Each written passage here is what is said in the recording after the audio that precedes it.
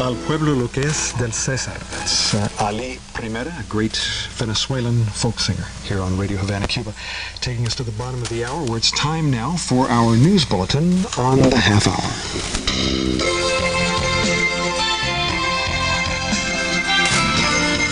Chang said, René González and Antonio Guerrero, two of the 5 anti-terrorist fighters held in the United States since 1998, have sent messages of solidarity upon the death of Bolivarian leader Hugo Chavez. In his message, René González affirmed that his commitment to the struggle that Hugo Chavez waged for justice. He also expressed his faith in the Venezuelan people by saying that their tears will mix with the sorrow of all those who are in mourning today to give the world a lesson of patriotism.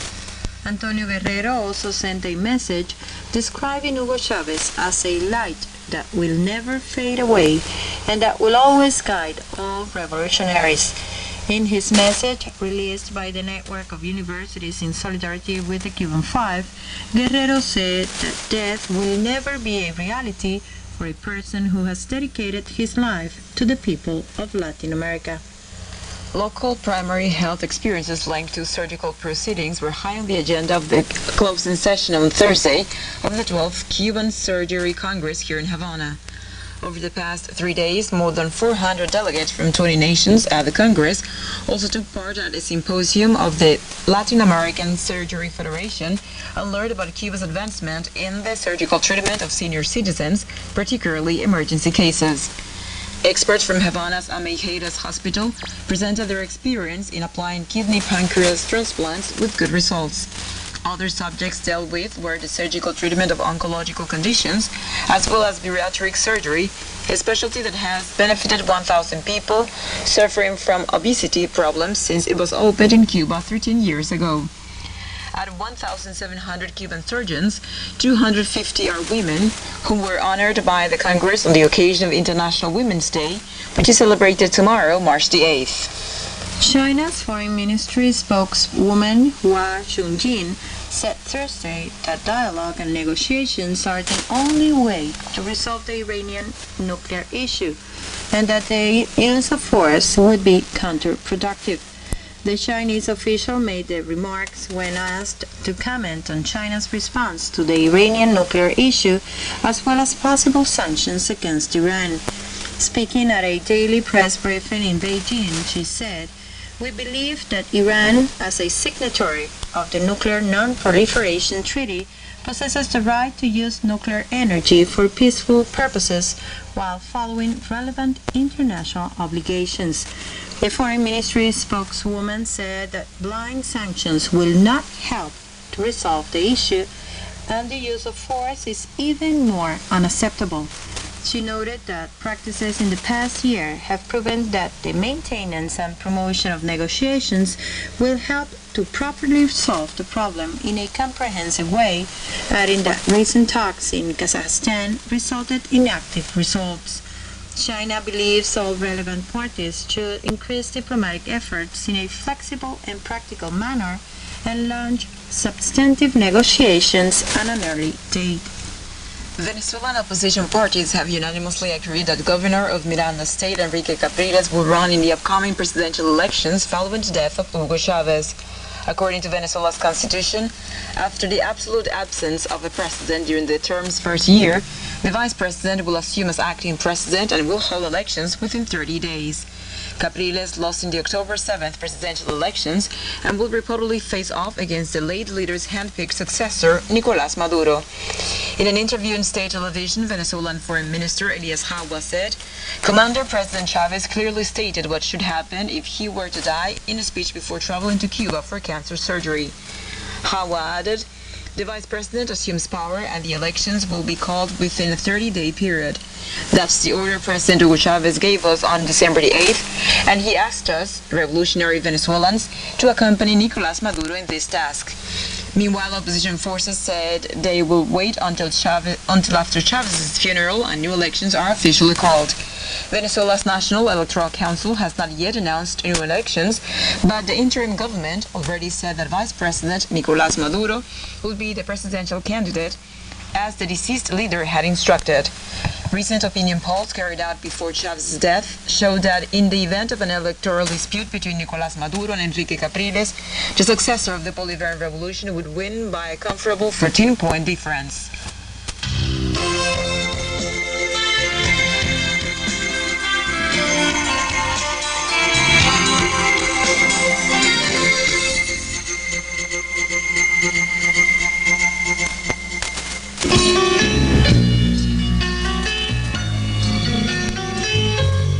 The Cuban Five have been incarcerated in the United States under false charges. Far from being terrorists, they devoted their efforts to uncovering acts of terrorism directed against their country. They stole no U.S. government documents or secrets, and they committed no unlawful acts. Send them home.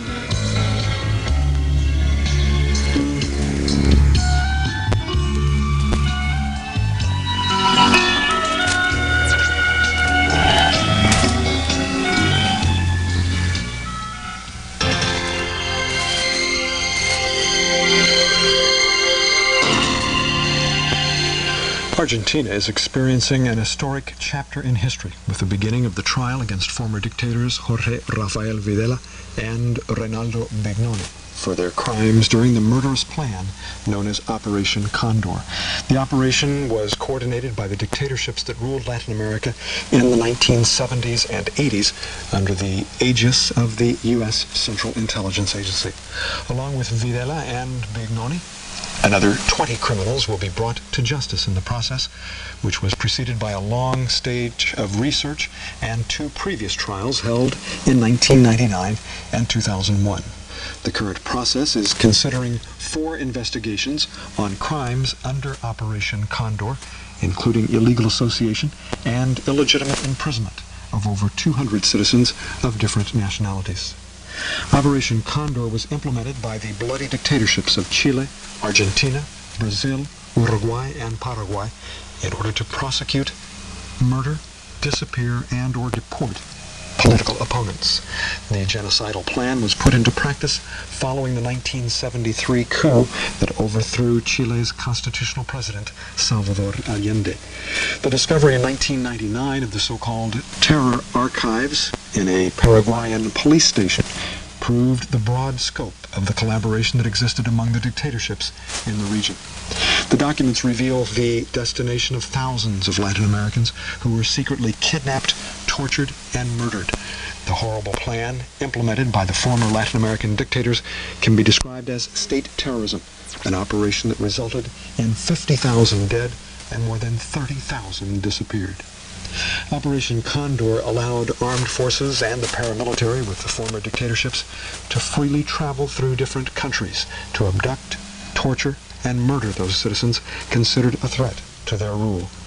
Some 500 people will testify at the trial, which could last up to 2 years, to discover the fate of the victims that were taken to the secret detention center known as Automotores Orleti in Buenos Aires.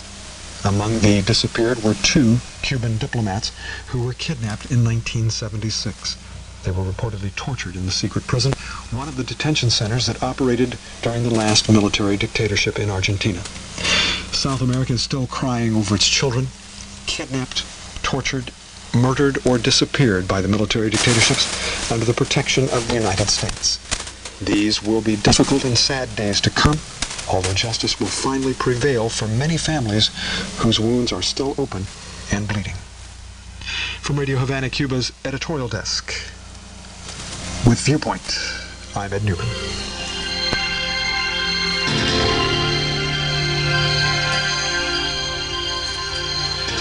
It's about 19 minutes before the hour. Let's make it 20 minutes before the hour here on Radio Havana, Cuba. Lena Valverde is next. She has Breaking the Silence with news on the struggle to free the Cuban Five, a Thursday feature here on Radio Havana, Cuba. Lena?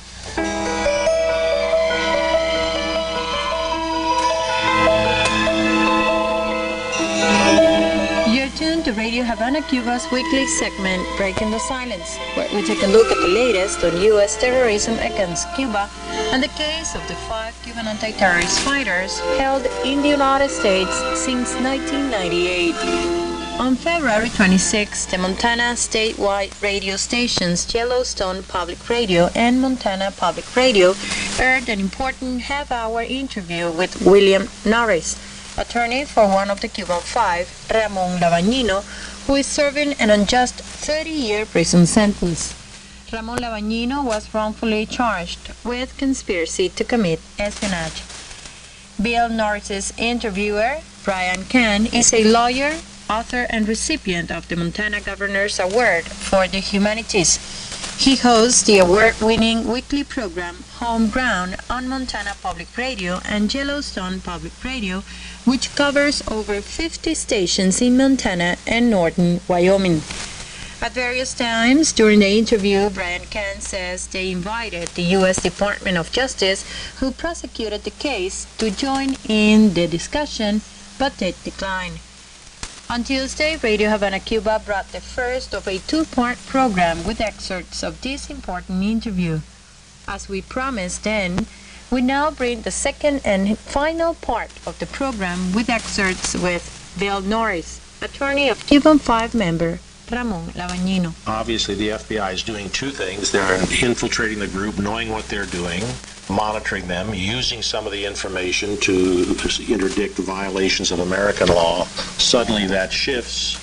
What happened internally is a matter of pure conjecture on my part. I have no idea why suddenly they decided to prosecute criminally and sentence ultimately for long periods of time these individuals, because it's not the normal traditional response to this kind of activity. When you say normal traditional response to this kind of activity, what are we talking about? To explain what I mean by this type of activity, it's a relatively low-level information gathering, which every country, not perhaps every country, but many countries, including the United States, do in foreign countries.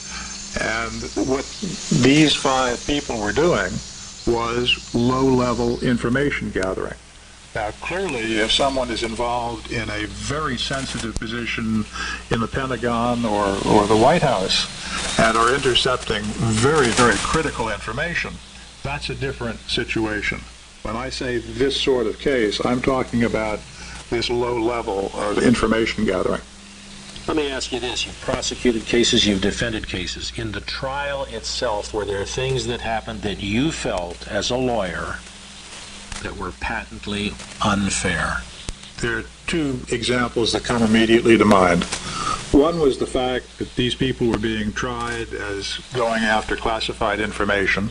They never received any, but the jury was given book after book after book of documents that were taken from the defendant's computers that the FBI had stamped secret on the top.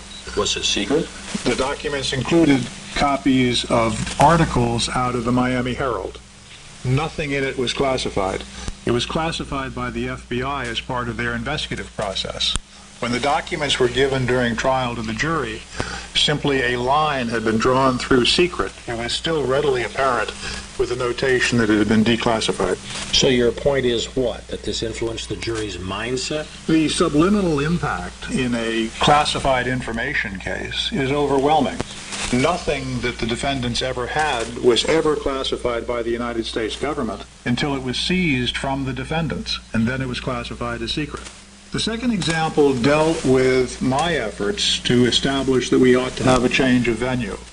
I hired a professor from Florida International University, but to fund his efforts to do a survey, I had to get money from the court because I was appointed as a special Like a public defender. When you say to get money from the court for a survey of what?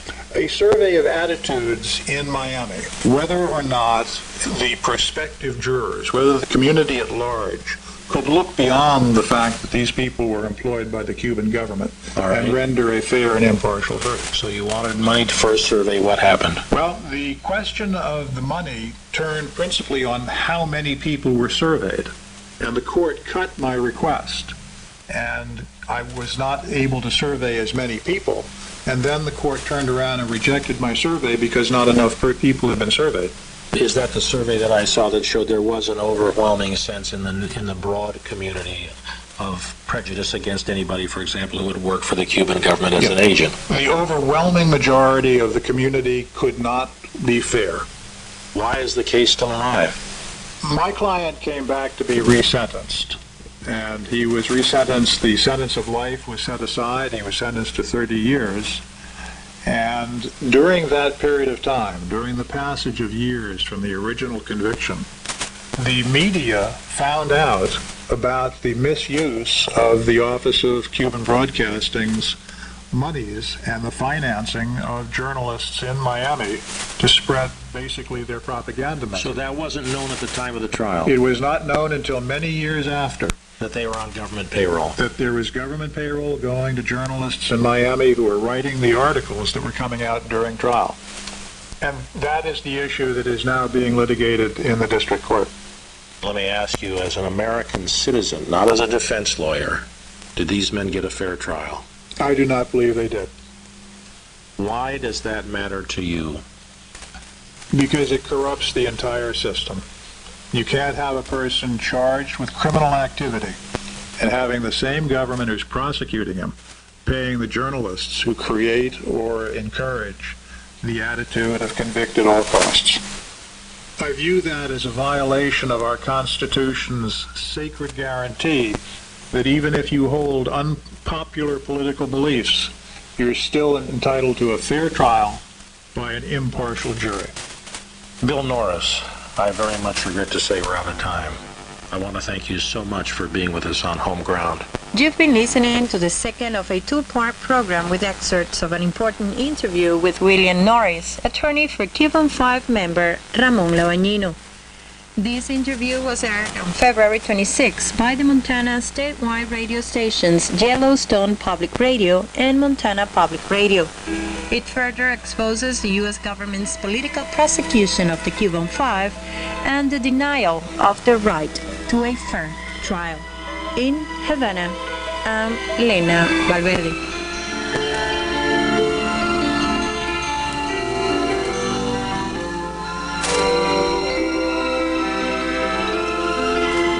Thanks, Lena. Lena Valverde with Breaking the Silence. News on the struggle to free the Cuban 5, and that program also heard every Thursday here on Radio Havana Cuba, on Sundays as well. Up next, here's Eduardo Gonzalez with our economic report. Eduardo?